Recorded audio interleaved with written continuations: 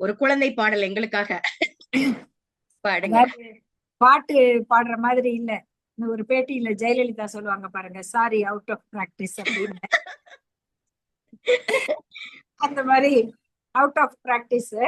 குழந்தைகளுக்குன்னு நிறைய பாட்டு இருக்கும்.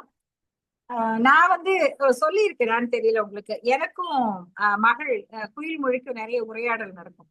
அப்ப குயிலுக்கு சொல்லி கொடுத்து என்னோட நண்பர் ஒரு பாட்டு சொல்லி கொடுத்துருந்தாங்க. அவங்க வந்து நல்ல ஒரு உயர்ந்த இடத்துல இருக்கிறவங்க. அவங்க அந்த குழந்தை பாடல்னு ஒண்ணு, சொல் சொல் சொல் சொல்லி தந்த பாட்டிக்கெங்கே பல் பல் பல், கல் கல் கல் கல்லடிப்பட்ட நாயின் சத்தம் லொல் லொல் லொல். எப்படி? சூப்பர். நில் நில் நில், நில்லாவிட்டால் உடனே ஓடி செல் செல் செல். வில் வில் வில், வென்றது எங்கள் அர்ஜுனன் கை will will will. Well well well, வென்றது எங்கள் அர்ஜுனன் கை வில் வில் வில். இது என்னன்னா அந்த லா லா உச்சரிப்புக்காக, பயிற்சிக்காக. ஆமா. அப்ப வந்து இத கேட்டுட்டு வந்து என் பொண்ணு பாடும்போது நான் கேட்டேன். கேட்டுட்டு சரி ஒண்ணு பண்ணுவோம், பாட்டு நல்லா இருக்கு, ஆனா வென்றது எங்கள் அர்ஜுனன் கை வில்லுன்னு வேண்டாம், நம்ம வந்து வென்றது எங்கள் ஏகலைவன் கை வில்லுன்னு பாத்துக்குவோம் அப்படின்னு சொன்னேன். அப்ப ஏகலைவனா அவர் யாரு? ஏன்னா அர்ஜுனன் கேட்டிருக்காங்க, சின்ன பிள்ளை. அது வந்து அப்போ ஒரு 6-7 வயசு தான் இருக்கும், அதை விட கம்மியா தான் இருக்கும். அப்ப நான் வந்து ஏகலைவனோட கதையை சொன்னேன். இந்த மாதிரி ஆயிடுச்சு.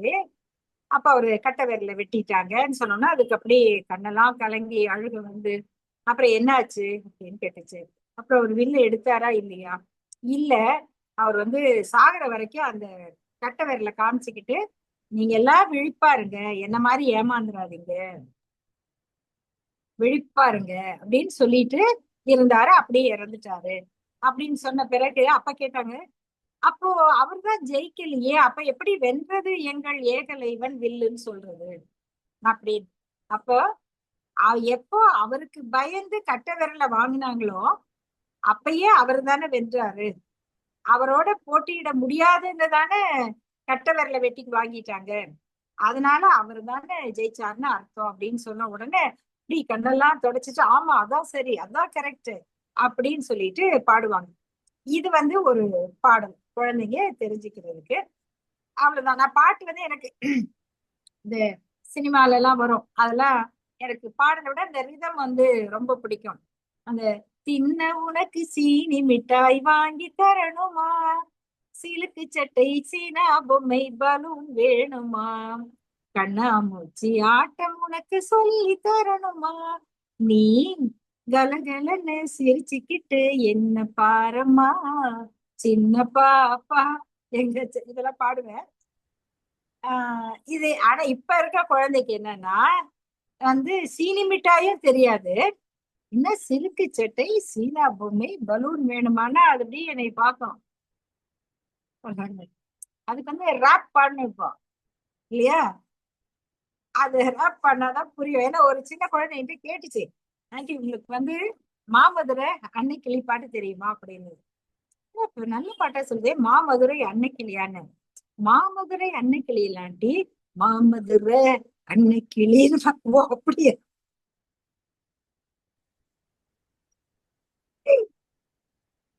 அப்ப நான் தெரிஞ்சுக்கிட்டவோ, அப்ப இந்த அந்த குழந்தை வயசுக்கு இந்த பாட்டு தான் அவங்களுக்கு, அந்த அந்த ராகத்துல மெட்டுல போட்டாதான் அவங்க கேட்பாங்க.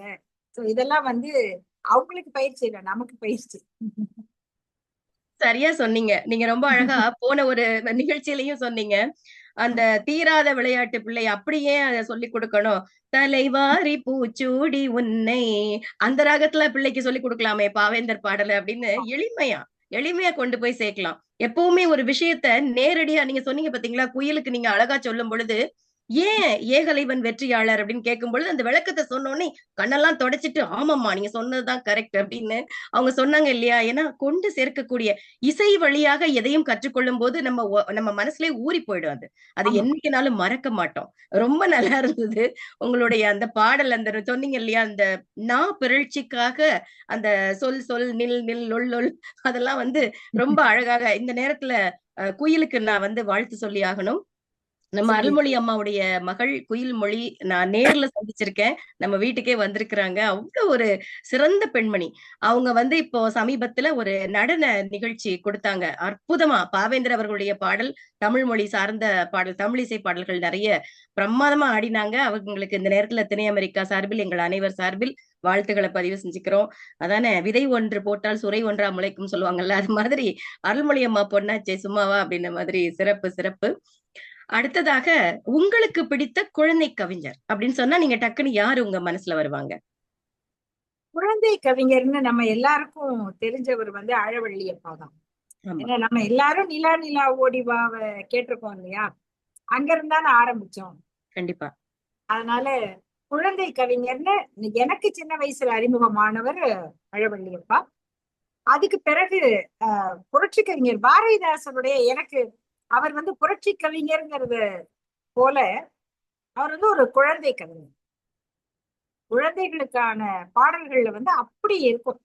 நீங்க வந்து இருண்ட வீடு, இருண்ட வீடு கவிதையில அந்த வீடு எப்படி ஒரு கல்வி இல்லாத வீடு, அந்த அம்மா அப்பதான் எந்திரிச்சு, அதாவது இதெல்லாம் வந்து அந்த சூரியன் உதிக்கிறதுக்கு முன்னால கோலம் போடணும், அந்த பழக்கம் எல்லாம் இருக்கு இல்லையா, இருந்தது. அப்ப அந்த அம்மா வந்து எழுந்து வந்து அப்படியே இந்த கண்ணு ரெண்டும் சோழி மாதிரி இருக்குதாம். சூரியனே வந்துருச்சு, அவங்க எந்திரிச்சு வராங்க, அவங்க கண்ணு எப்படி இருக்குன்னா கண்ணு ரெண்டும் சோழி மாதிரி இருக்கும். வந்து தண்ணி தெளிச்சுட்டு கோலம் தான், தாமரை மாதிரி கோலம் தான் வரைய திட்டமிட்டாங்களாம். ஆனா அது வீசின வீச்சுல தொடப்பம் செதறின மாதிரி கோலம் விழுந்தது. அப்புறம் அவங்க இப்படி நிமிர்ந்து சூரியனை பார்த்த உடனே சூரியன் நடுங்கிட்டாரு. இது மாதிரி இருக்கும். அதுல அந்த ஒரு குட்டி பையன் எந்திரிச்சு அவன் வந்து பல்லு விளக்காமையே இட்லி எல்லாம் புட்டு புட்டு சாப்பிட ஆரம்பிச்சிருவான். அது பாதி சாப்பிடும் போது அவனுக்கு வயிறு வலிக்கும். அப்பதான் வெளியே போகணும்னு ஞாபகம் வரும். அந்த இடத்த தாண்டி போவான், கொல்லை பக்கம் தாண்டி போகும்போது மாடு கட்டி இருக்கும், அதை பார்க்காம அந்த கயிறை தாண்டி விழுந்து 2 பல்லு விழுந்துரும். இப்படி வரிசையா சொல்லிக்கிட்டே வருவார். அத வந்து நீங்க ஒரு காட்சிப்படுத்தி குழந்தைங்களுக்கு அழகா சொன்னாக்க அந்த காட்சி அப்படியே மனசுல வந்து ஓடும். அதே மாதிரி எலிய வச்சு, எண்ணினால் 100 இருக்கும் எங்கள் வீட்டின் எலிகள், அவை இரவு பகல் பண்டங்களை திருடுவதில் புலிகள், அப்படி இருக்கும். அப்புறம் குதிரைய வச்சு பாட்டு இருக்கும், அணில வச்சு பாட்டு இருக்கும், பாம்பு புடலங்காய் தொங்குது, புடலங்காய்க்கும் பாம்புக்கும் வித்தியாசம் தெரியல, இது மாதிரி இருக்கும். அப்புறம் நான் எப்பவும் சொல்ல மாதிரி அந்த பட்டு குஞ்சுகள் எட்டை கோழி இட்டு கொண்டே போகும், அம்மா பேச்ச கேட்கணும் அப்படிங்கிறதுக்கு. அப்புறம் புறாக்களை வச்சு, இட்டதொரு தாமரை பூ இதழ் விரித்தல் போல் வட்டமாய் அமர்ந்து இறை உண்ணும் புறாக்கள். அப்ப இந்த புறா வச்சு ஒவ்வொன்னு குழந்தைக்கு என்னெல்லாம் பிடிக்குமோ அது எல்லாத்தையும் வச்சு பாட்டு எழுதுனதுல புரட்சி கவிஞருக்கு ஒரு தனி இடம் உண்டு. ஏன்னா நீங்க சொன்ன மாதிரி எனக்குமே வள்ளியப்பா அவர்கள் ஒரு கதையை உள்ள கொண்டு வருவாரு. ஒரு கதை பாடல்கள்ல அவர் ரொம்ப ஆமா, சிறப்பு வாய்ந்தவர். ஏன்னா பிள்ளைகளுக்கு எப்பவுமே கதையை நேரடியா சொல்றதை விட ஒரு பாட்டு வழியா சொன்னா மனசுல நிக்கும். அதே ஆமா, மாதிரி அந்த தலைவாரி பூச்சூடி வந்து நம்ம பாவேந்தர் ஐயா சொல்லும் பொழுது நமக்கே வந்துரும். அந்த மத்த பிள்ளைமா நீ இப்படி இருக்கலாமாமா, கிளம்புடா செல்லமே அப்படின்னு குழந்தைகிட்ட அப்படி இறங்கி பேசணும் குழந்தைங்க கிட்ட. அதை செய்தவர் நம்முடைய பாவேந்தர். அதனால அவரு குழந்தை ரொம்ப சிறப்பான ஒரு பதில்.